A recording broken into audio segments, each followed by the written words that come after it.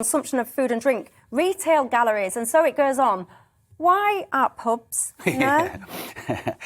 It shouldn't be. I don't think it should be in any of these places. I think that there's very, very little evidence for any of the efficacy of mask wearing. But why aren't pubs on this list? Well, I don't know why the government... If I could answer you the answers to why the government is making the decisions it is on this, but it constantly confound me. What I will say is this. Firstly, no one's been talking about immunity again, and the amount of people that about the fact that people have caught COVID and they've now got a much higher immunity in often cases, as many research projects have shown, than necessarily in vaccination.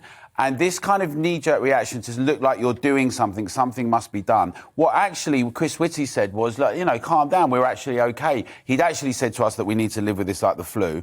All of a sudden, a few examples of some cases,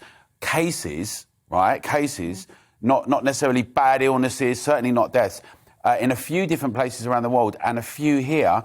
And we're imposing impositions after 20 months down the road when we're meant to be getting back to normal. The damage that we're doing when we keep doing this in terms of people wanting to get on with life, the threats that are there to business, and alongside things like mandatory vaccines, which have already lost 60,000 people their jobs in care homes, another 100,000 people at risk of it.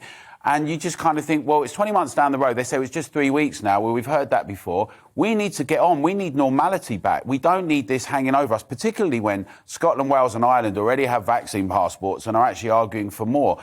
This whole kind of idea that the way we resolve for things, the precautionary principle, the thing we better do is get back to normal. Otherwise, no one's going to recognise what it's like.